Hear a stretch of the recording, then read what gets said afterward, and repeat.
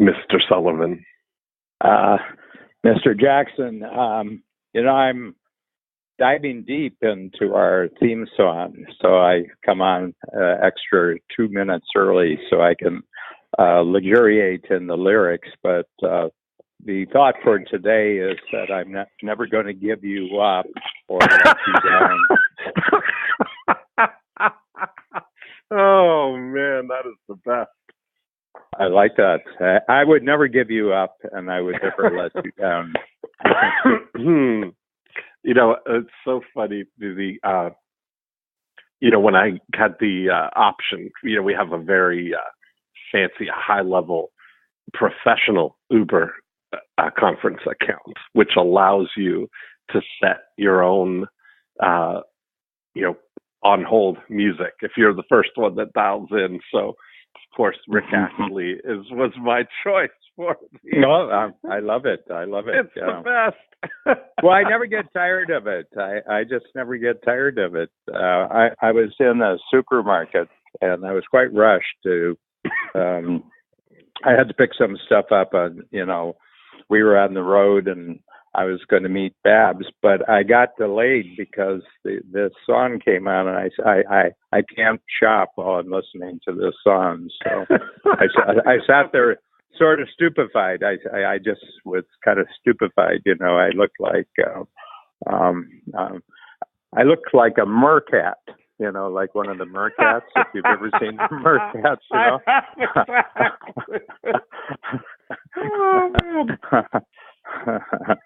You crack me up. I love it.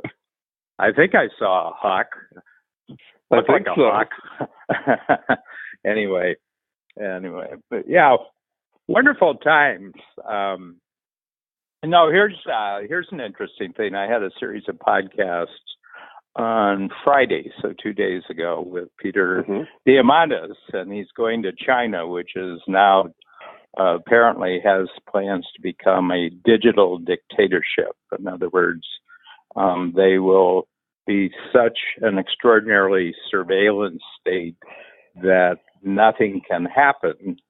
And this is the theory: nothing can happen that doesn't get picked up by a sensor, by a camera, and then gets immediately processed by a central artificial intelligence. And, if you're doing something that looks like it's uncivil, like it's not like what a good Chinese citizen would, immediately action is taken. And we were discussing, not only that, but the rumor is that, that Google is helping the Chinese government to do this, and Facebook, they're in there too. And so we were discussing whether privacy is possible if you go forward in the 21st century, and it kind of relates directly to the topic of procrastination, because I said, well, I think I told Peter, he asked me what I thought about this, and I said, well, and I just brought up the topic. I said, Peter, we've known each other for 7 years, and I said, did you know that I worked for 2 years at the FBI, at the Federal Bureau of Investigation? And it kind of, he was kind of, involuntarily, he was kind of stunned because we do it on Zoom, so we can see each other. Oh, yeah, right. And he said, no, I didn't know that. And I said, yeah, I've kept that a secret. I've actually kept that a secret that I worked for the FBI. I said, I checked you out quite a bit before I started collaborating with you. And it was really... And it was a joke, this is in the 1960s. It was right out of high school. It was a job I could get. It was a boring job based on all my different profiles, but it was a chance to jump 500 miles from home and, go into another world. And it had its interest, because it was during the Kennedy administration. JFK was president. His brother was the Attorney General, who's actually in charge of the FBI, and then J. Edgar Hoover was the the famous creator and director of the FBI, and we had a chance to meet him. I was one of 500 on a particular day that met him, and everything else. So, I was there during the Cuban Missile Crisis, and it was interesting stuff. But I was just thinking about privacy, because we all have a front stage that we show to other people, but there's lots of stuff that happens backstage that we kind of keep to ourselves. And I just wanted your initial thoughts about that, because I'm going to develop this as a theme that you can have as much privacy as you choose to have. Well, I think that's absolutely true.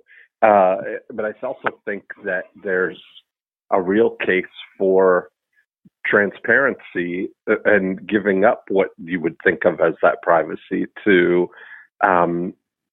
make things easier. We've slowly seen the erosion of our limits on our voluntary giving up of privacy.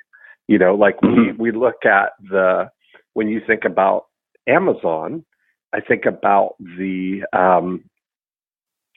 allowing Amazon to store my credit card, which would be until online, would have been a very private thing, right? We would guard your credit card information and my mailing address and my gate code or any shipping instructions that need to be done for them to make it easy to bring things right to my doorstep. That I've been willing to give that up in order to have that convenience of one-click ordering, right? Without me allowing them to store my credit card, I wouldn't be able to have that one-click ordering. That's why they have a monopoly on all of my online purchases that can be facilitated through Amazon. Anything that is not, then this is how it ties into that article that I mentioned about the tyranny of convenience. That when I think about my first, I've got 3 levels of protection, or 3 levels of convenience. If I could just get something on Amazon with one click, I'll do that. If I can't, then I'll use Get Magic to buy something for me that because they have my credit card, they can go and order something for me on another e-commerce site that I can't. I think about my Remarkable tablet that was only available through remarkable.com, but I don't want to go and take out my credit card and type in all the information in order to, that all requires opposable thumbs. So I can just send a text to Magic and say, hey, Magic, can you buy me a Remarkable tablet? And they go, sure, I'll buy you a Remarkable tablet. I'll get right on it. I'll update you in 30 minutes, right? And if Magic, for some of you, if there's anything else that I need, anything that requires actually talking to someone, I'll use Lillian on my team, my assistant, to do that. So I think that we're very voluntarily kind of expanding the boundaries of the things we're willing to give up, what would be considered traditional kind of privacy things, for convenience. See, I would, despite my my claim that I would never give you up, if somebody took over my cell phone, you'd be the only person I'd be giving up. Right. It's all the contact information. You don't even have it as an official contact. It's just the last dialed number. Yeah. Yeah. No. I was just, I was reflecting on my own behavior around these things because one is that I never have ever ordered anything online. The only thing I do with Amazon because I'm on Kindle, so they obviously have my number. But Kindle is the only thing because it's just a book, and I said, "Do you want to buy?" And I buy, and and they're good about it because they say, "Okay, it's in your library, or you already bought it." And that's the best when you already bought it. Yeah, and they're good about it. That's the greatest thing. Yeah, they're good about it. I mean, they say, Dan, you've already bought this. By the way. When you bought it, so it's good. I mean, their algorithm is a respectful, appreciative algorithm. They've worded it correctly. And but the whole point about it, I don't know why I was reflecting on this, but Babs and I got up early this morning. We went to this neat little restaurant, which is in. For those of you who know Toronto, it was Queen Street East, and it's called Bonjour Brioche. It's a little French-like breakfast restaurant. Goes till about 3 p.m, and just absolutely fresh croissants, quiche, and everything. But they take no credit cards, no debit cards whatsoever. It's straight cash, and so one of the things, I've got a cash stash in the house. Whenever we go there, I go in my own sort of accessible ATM inside the house. And, I take out the cash and, make sure I've got enough for breakfast, and I go there. And to a certain extent, operating in the cash economy, and like I do it when I have to because it's based on, what a particular store, restaurant, and what their rules are. But there are people who are committed as much as possible to stay in the cash economy because they don't like the surveillance of the digital cash thing. So it seems to me that there's a lot of playing with where the line is right now between what I want to keep private and what I don't care if somebody else knows. Mm-hmm.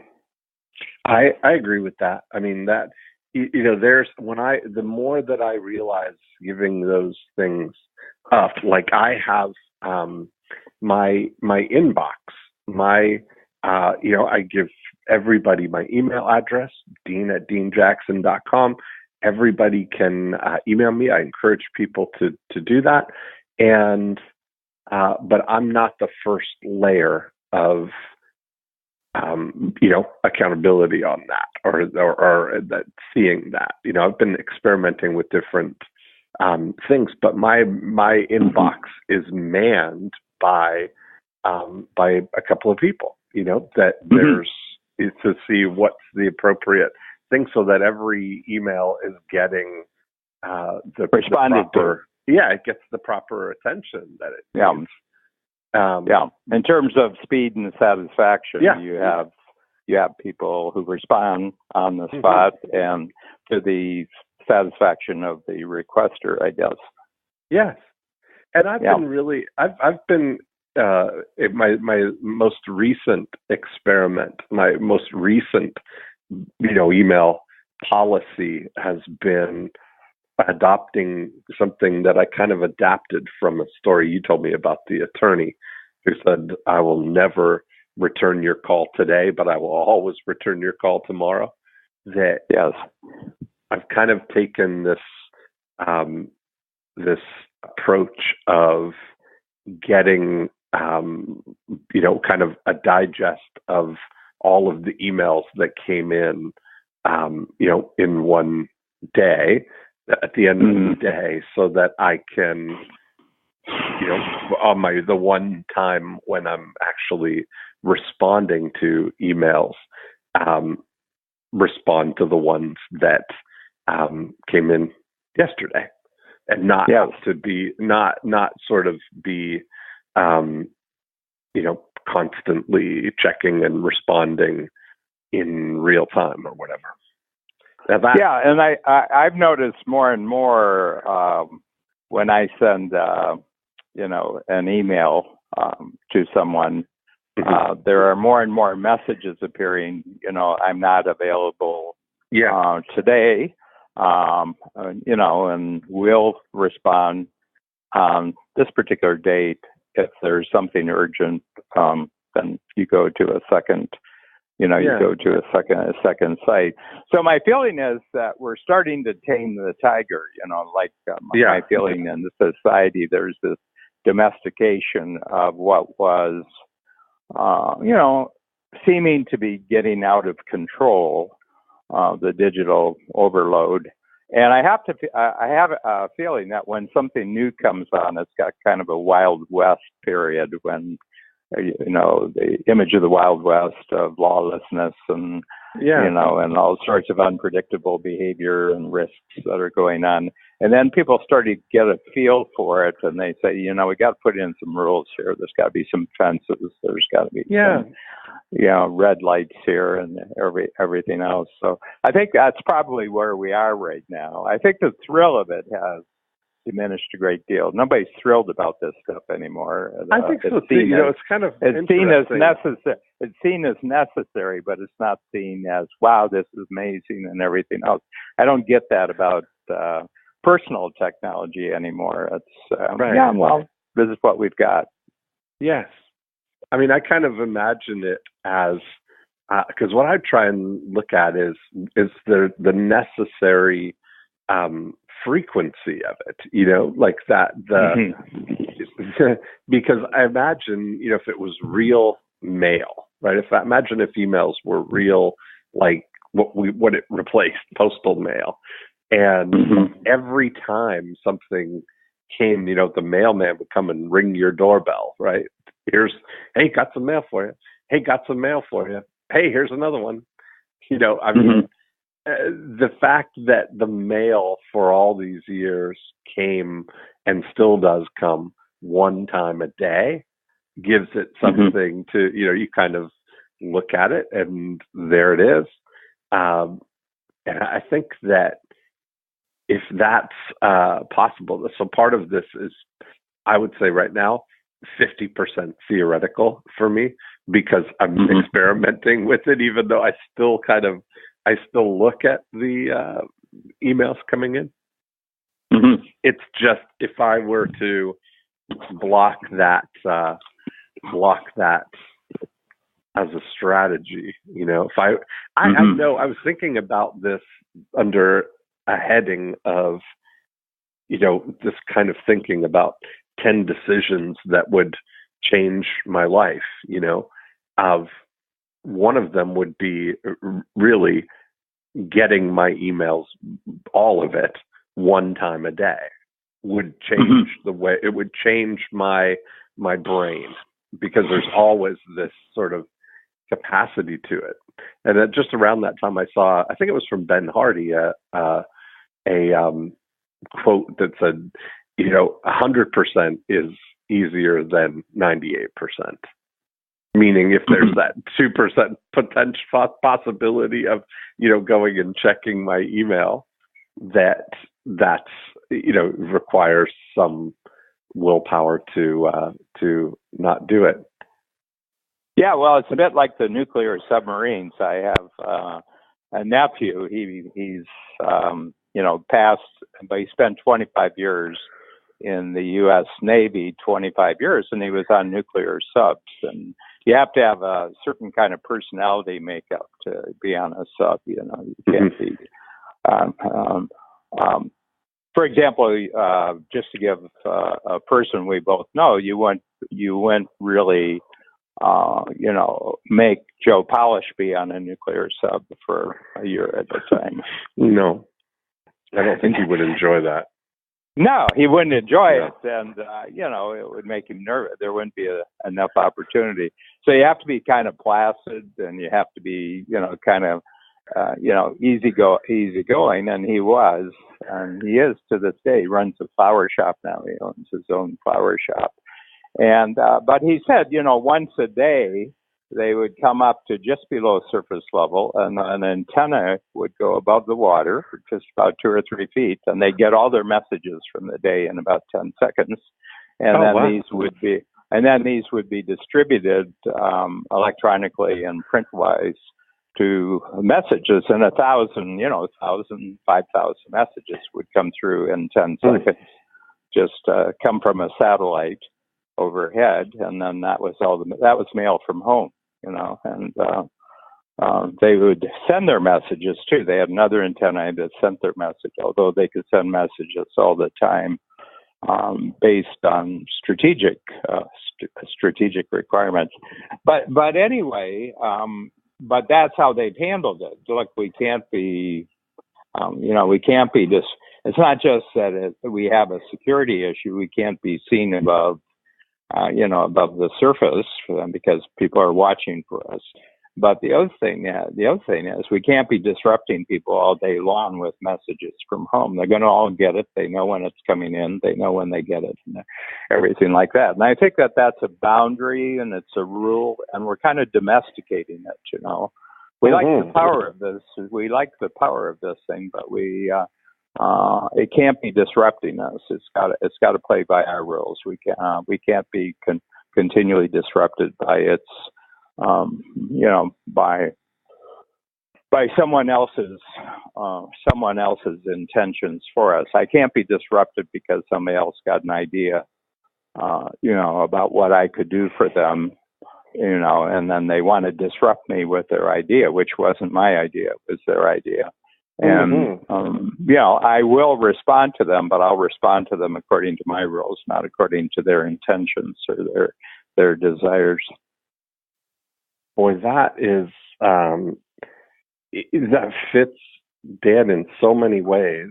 We were talking about, the mainland. It's almost like being underwater, right? When we're saying like being separated from Cloudlandia, feels like that's where all the oxygen is, up in there. But you can imagine if you could be in my little submarine going around and coming up with my antenna once a day into Cloudlandia to get all my messages in that one little period. That seems like that would be life-changing. Yeah. Well, and you could do it the way that you can just have an hour when all the emails collected by your intermediaries are presented to you at once. And probably even better because you would also get the reports of how they got responded to without your having to be involved. So my feeling is that you've got to. It's not just my looking at it when I choose to look at it, but work has been done on my behalf, which didn't require even my knowledge, and certainly didn't require my involvement.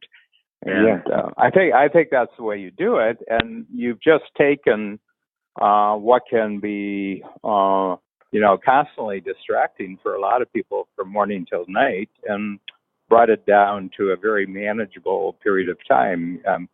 How many Jackson units would that actually require for you to actually take a look at it all?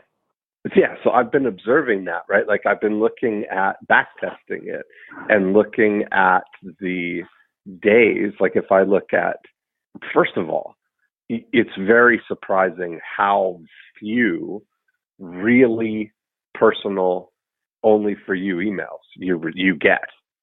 Yeah, there's a lot of marketing emails. There's a lot of information being sent to you by email, but there's not a lot of personal, like connecting with you type of emails that you get. And so that's exactly what I was thinking about, is how many units could it be? And I think even returning the emails, it's no more than 2 or 3. Yeah. could and I be just want to the bring whole thing.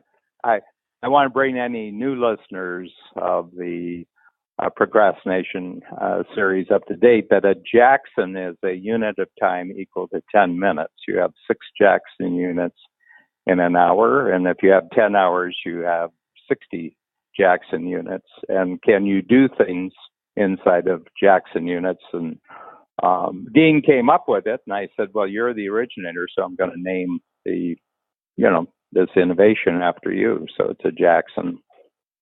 It's a Jackson unit, or for short, just a Jackson.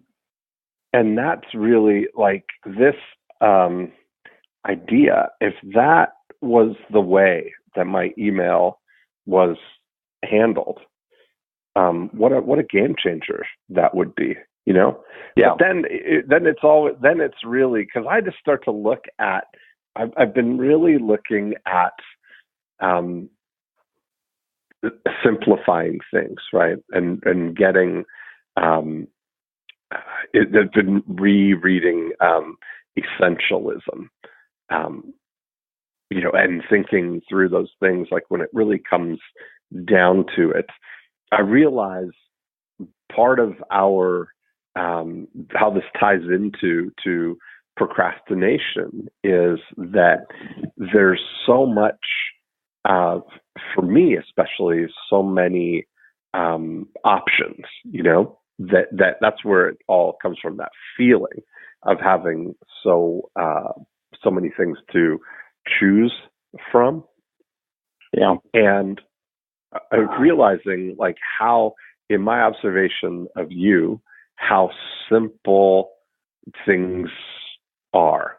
Like you're very crystal clear on the thing that you do is the workshops, the 10 times workshop and the game changer workshop, and soon to be probably only game changer workshops, and 10 will be. And I already have the date in the calendar. It's the 1st of January, 2023. So the entire team has been informed that there's four years and some months before I'm moving all my time completely to the Game Changer workshop. And that's another thing, of not leaving things indefinite. Yeah. Well, there's a huge difference between saying, a couple of years from now, I'm not going to be doing anything but the Game Changer. That's one statement. The other statement is by January 1st, 2023, everything has been removed from my plate except complete focus on the Game Changer program. There's a huge difference between those two statements. Yeah. I mean, that's, and in the context of a 25-year framework, that 5-year period is not really that long of a time. Right. No.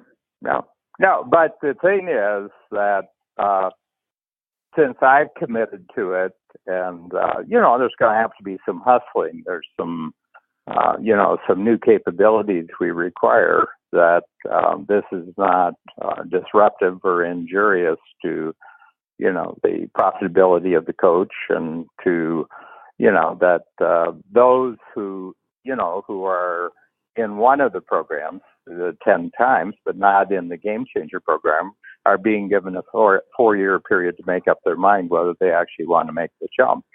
So it's not like we're blindsiding, and we're not blindsiding people, but it's because of the commitment. There's certainty on their part. Well, every time from the past, I have a track record. Every time I just say, by this date, this is true. I've really endeavored to actually have it happen that way. So there's a credibility there, and you did that with the Game Changer program itself. I mean, that was something. Put a date in the calendar. Yeah, that was your. I put a date in the calendar, and I freed myself up from the signature level in 2013. I said July 31st, 2013. I'm not going to be involved in the master's level of the signature program. I'm strictly with 10 times. So, and then it's a commitment, and I've got to hustle. I really got to think of new ways of approaching this. I'm really excited about the freedom to come, but I'm a bit scared that I might not pull it off in a way that works for everybody in the best possible way. So, but it's neat. I mean, it's neat. Well, you can use, but the commitment brings the courage. Yeah, you're just using the future to create reality for yourself. Deadlines are marvelous because deadlines are real.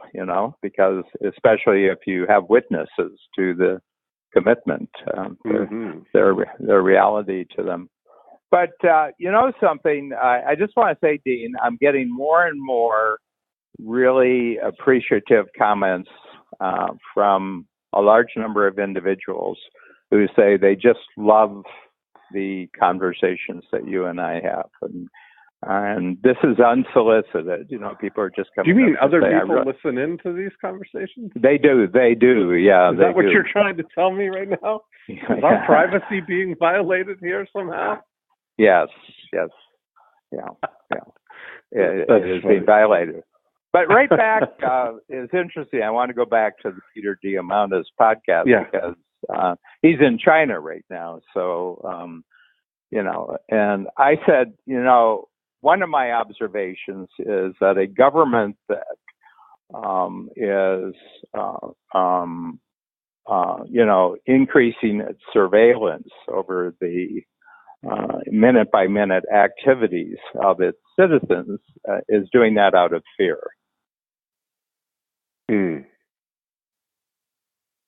Yeah, you wonder what drives that, right? And my feeling is that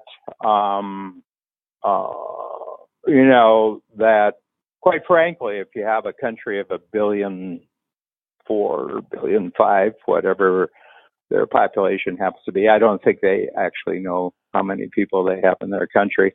And each of them, gets up and has different thoughts about the day and everything like that.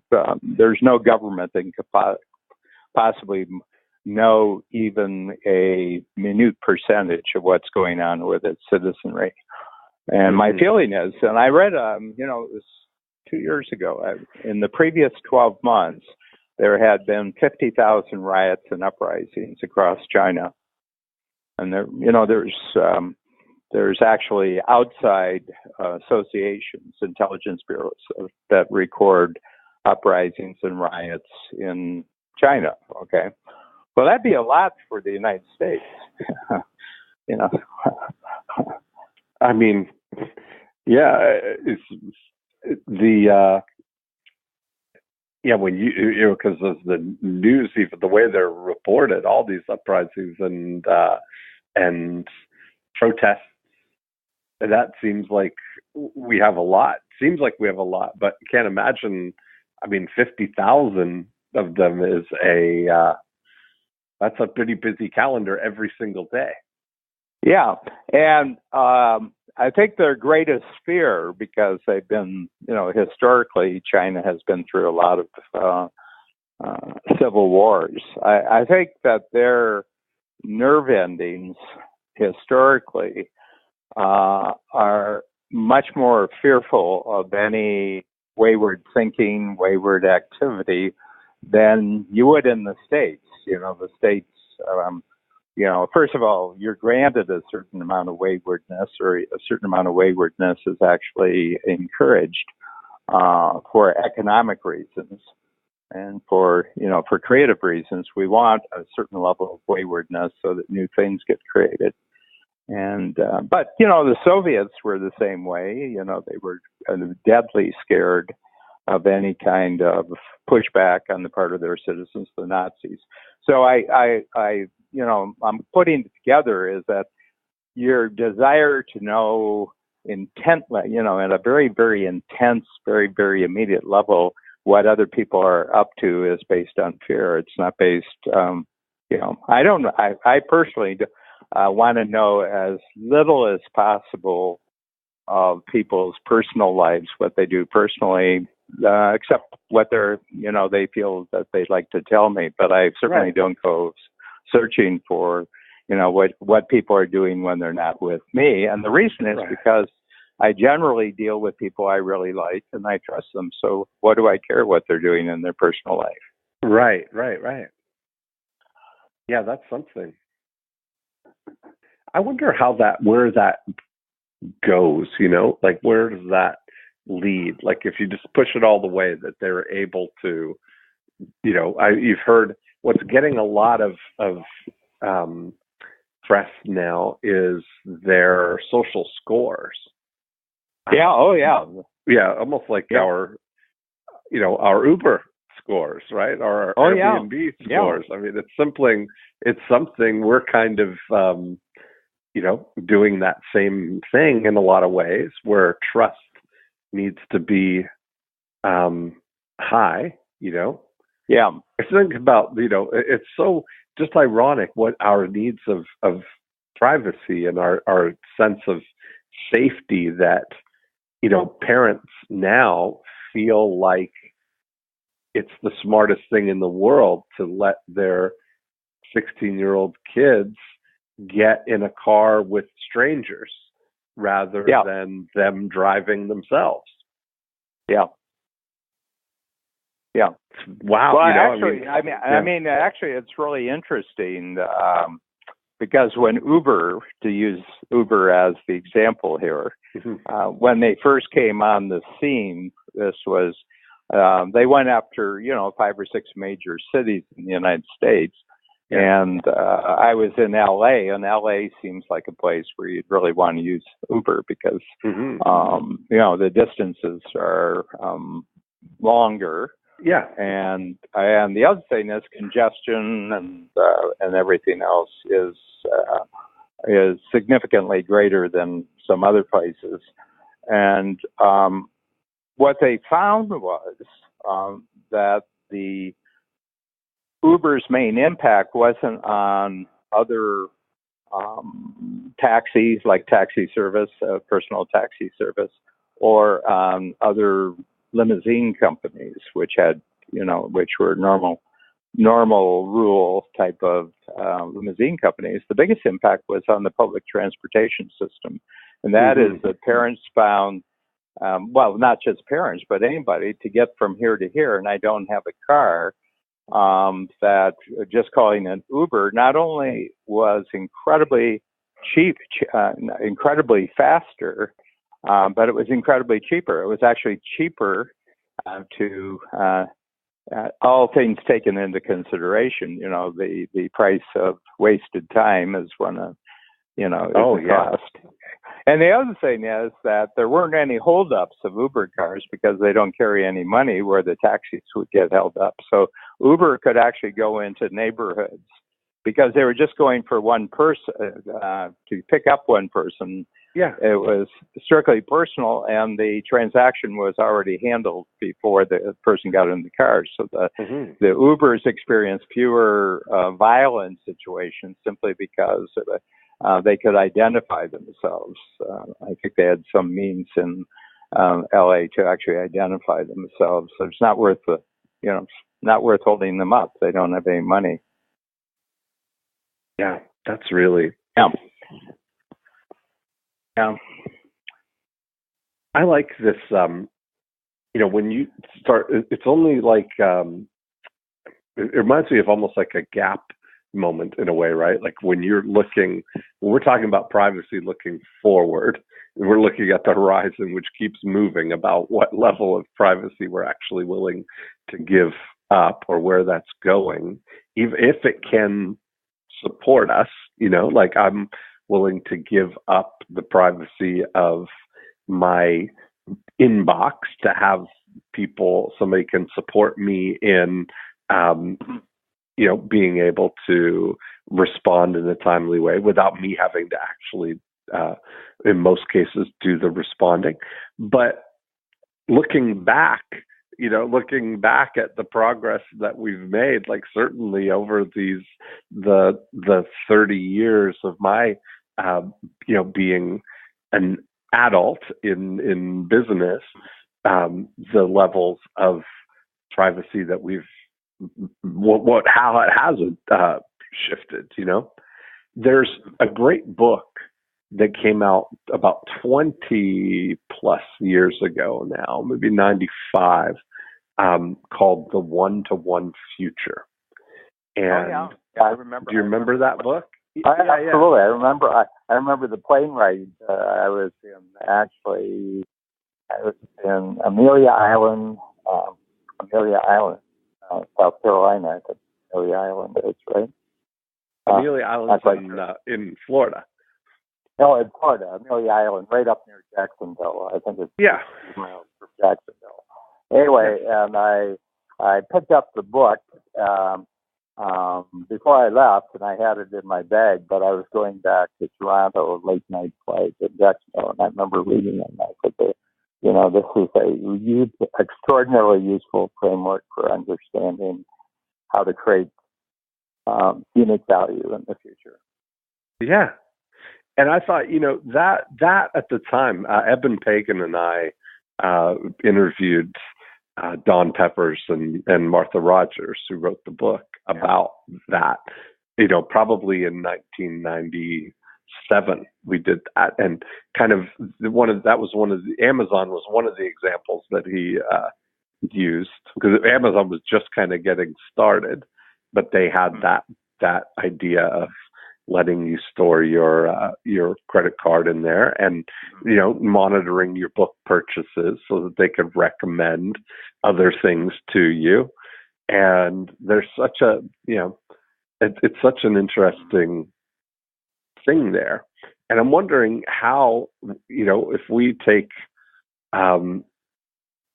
this idea of our first transition from we've got this bigger future of these things that we want to get done, and writing those down on an impact filter and kind of sharing them with somebody. Privacy is really just kind of feels like we're kind of just letting other people in on things.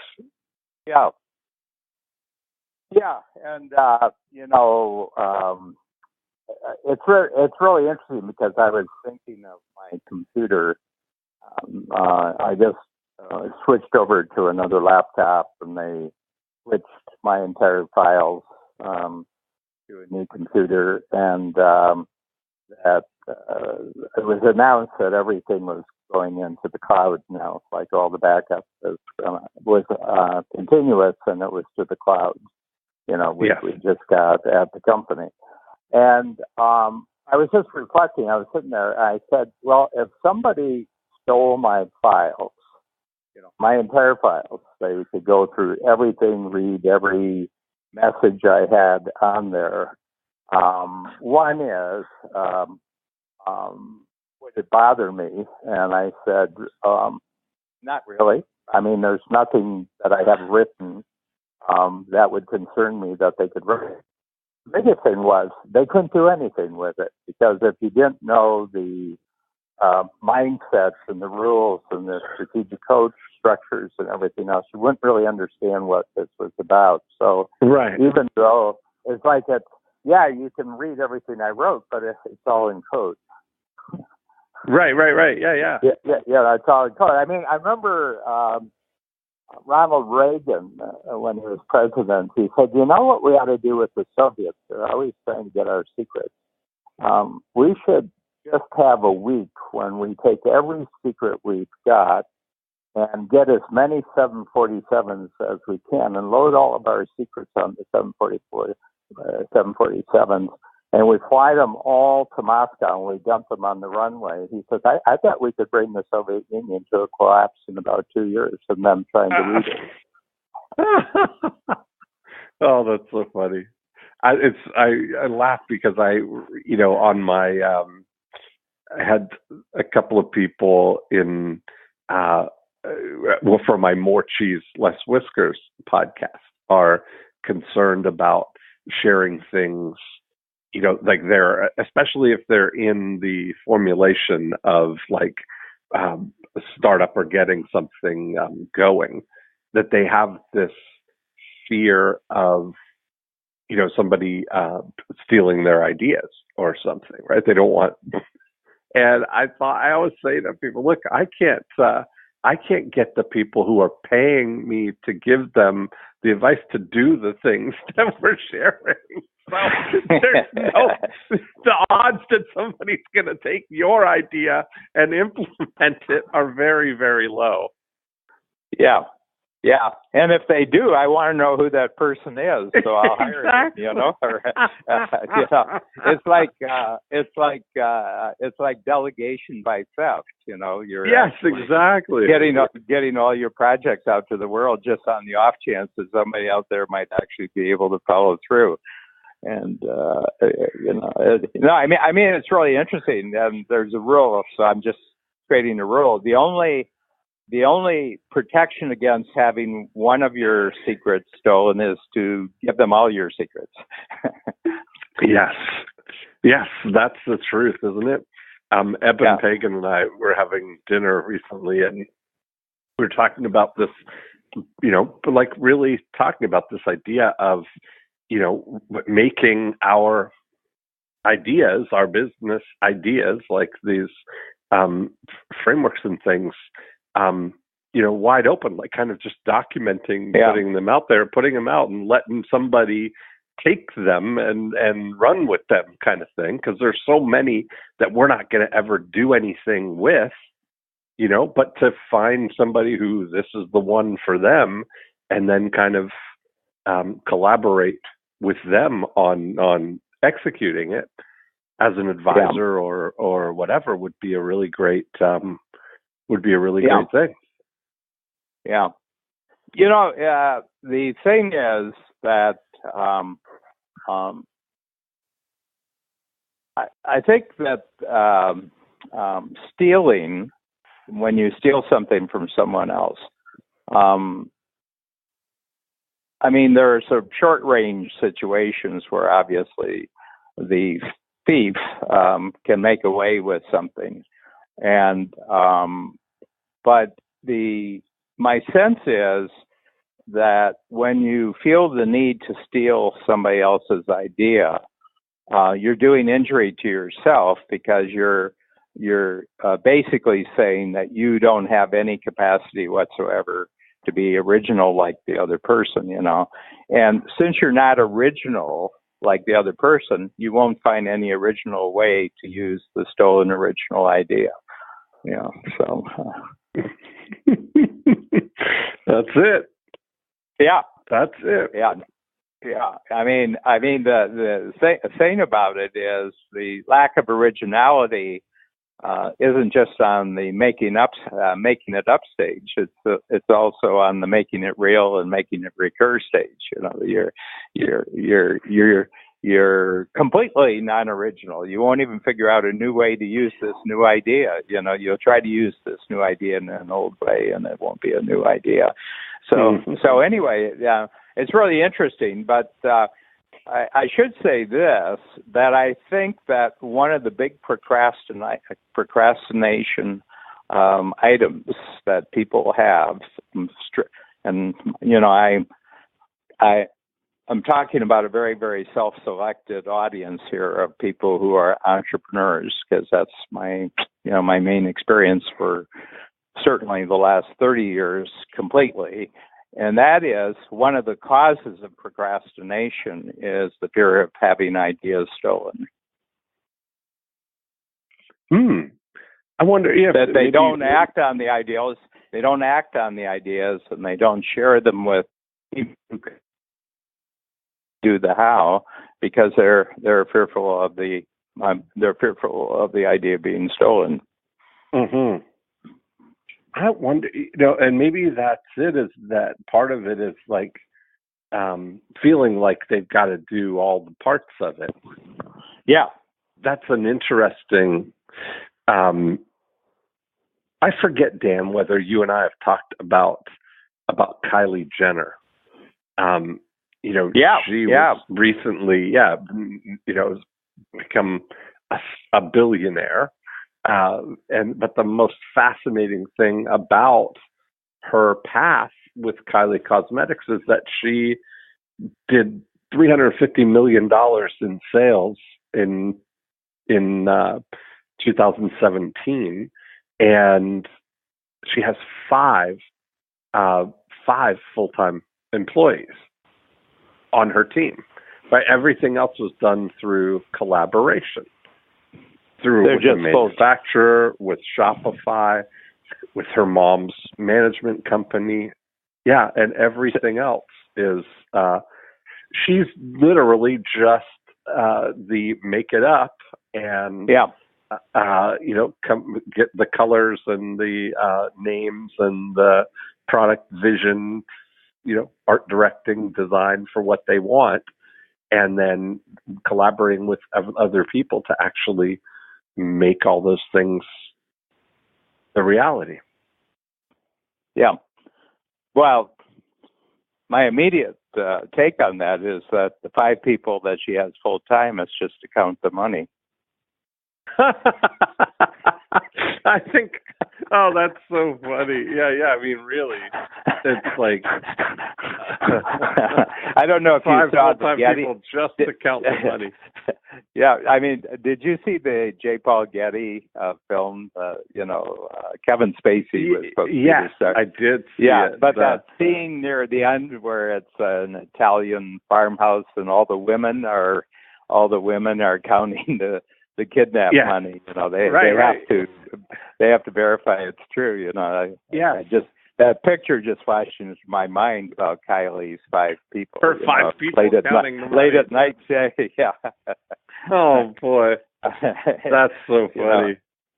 Yeah, but I mean, all sorts of experiments. We can experiment with this, and I will tell you this, that I think that this has been a continual human activity from day one.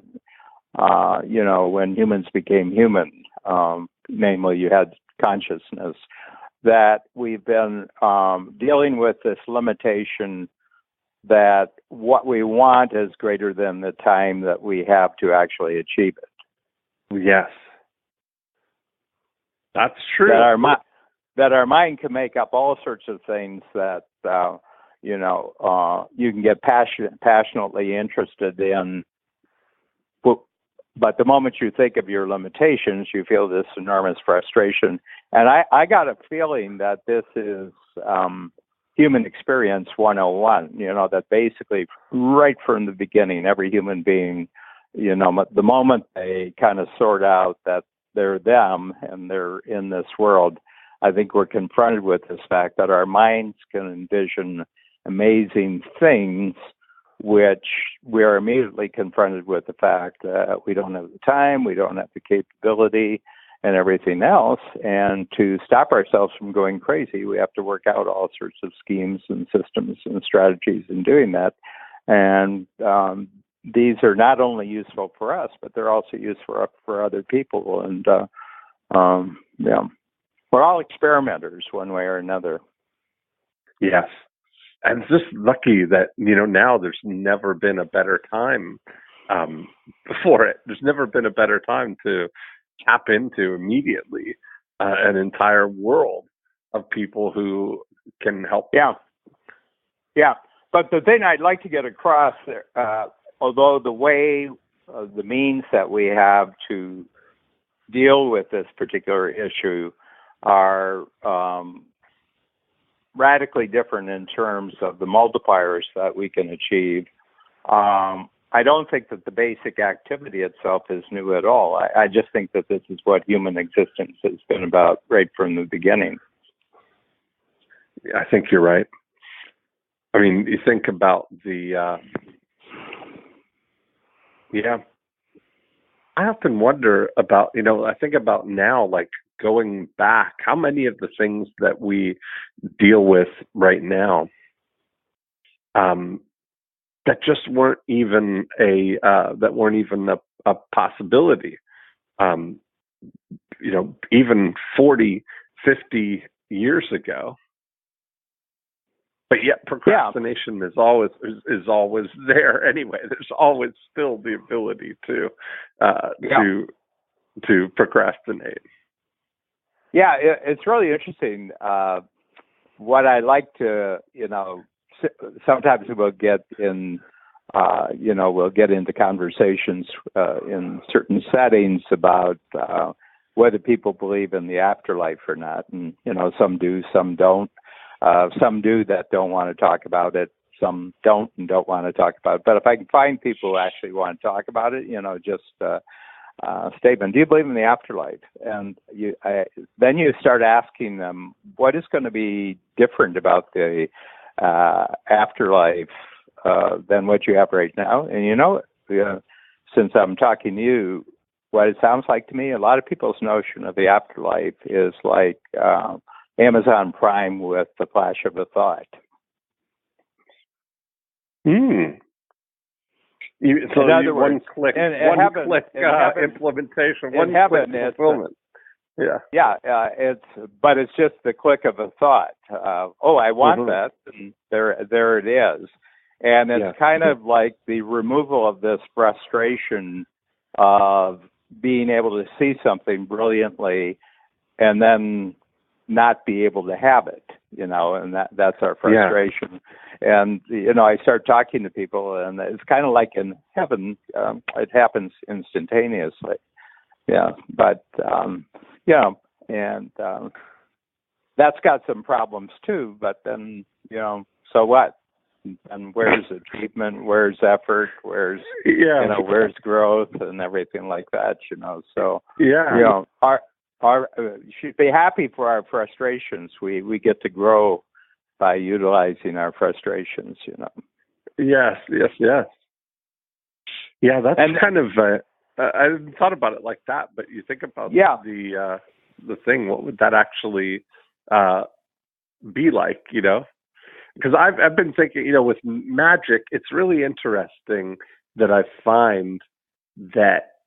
With services like Get Magic, where I can text and have anything happen, what you really realize as I'm explaining this to people often is that we're not used to thinking about just articulating what we want in a way that somebody else could actually make it happen. No. We kind of focus on the longing for it. For it, and then actually have to sit down and think about how something would actually have to happen, but to be able to do it, that's really it's something. By the way, I want to tell you, I just watched last night. This as a tip to you is the Quincy Jones documentary. That just came out yesterday on Netflix. It's new, yeah, and it was really, really well done. I mean, there's a guy who's a great giant. I mean, what a giant! Absolutely, yes, absolutely. There's a guy who just thinks big. Yeah, it's really as you see it. I didn't really get the whole. I didn't realize that he started out, doing arrangements for Frank Sinatra. I didn't realize that. Oh yeah, I mean, just dozens of extraordinarily well-known people. Quincy Jones was back, the genius behind the scenes who made everything right. Yeah. Yes. Yeah. Well, it's fascinating to me because, so many great things are happening in so many different ways that there's no possibility of you even knowing more than a few of them. And so my attitude towards that is saying, well, that's great then. I'll just focus on my own stuff, and there's no need for me to be supporting and propping up the world. The world's taking care of itself. So, I think there's this huge, especially in the academic world and in the high bureaucratic world, there's this enormous fear that they've lost control of the world, and this is dangerous for everybody that they've lost control of the world. Like the editors of the New York Times or the station heads or the network heads at CNN, or the departments of government, or and they always felt that the world was only holding together because they were explaining it properly, and without their explanations, everything would fall apart. And I think there's a crisis among the intellectual classes now, and it's been going on for quite a long time. I think certainly,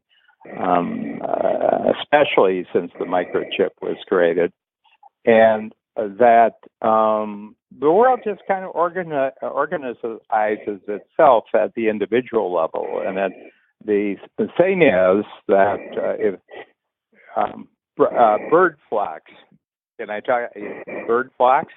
Mm-mm. Yeah. Well, there was this belief because bird flocks could suddenly, hundreds of birds could immediately change direction in an instant. There was a belief that there's a master bird brain, like the flock has a master bird brain, and the bird brain is controlling the flock. But actually what it turns out is that each bird is born, it's implanted in a bird brain, that all you have to do is watch what the bird ahead of you and the two birds on each side of you are doing, and you just you just adjust very quickly to whatever those three birds are doing. I saw a great documentary about that. Yeah, and my feeling is that we humans operating in this massive world where digital is part of our, is part of our thinking, is that all we have to do is pay attention to a few local indicators and everything works. We don't have to understand the whole thing, And that makes sense. And mastering the rule of bigger who, not how, is what I think a fundamental tuning. Okay, this bigger and better thing, I want it. Okay, now who's going to do that for me? Yeah. And if you just have inbuilt those two rules, you fly like a bird.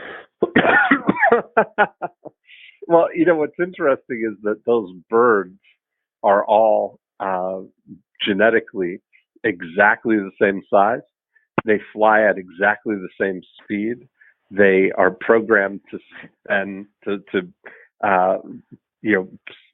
fly the exact same distance from each other, and it's really it's that whole kind of like they form a mesh network in a way that way. Yeah.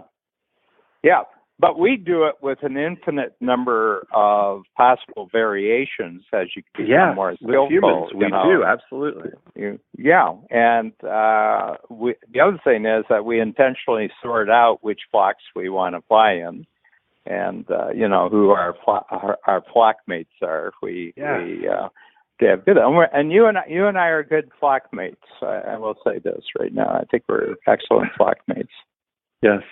Well, I enjoy flying alongside. Yeah, or ahead, or wherever, above, wherever direction it goes. That's right.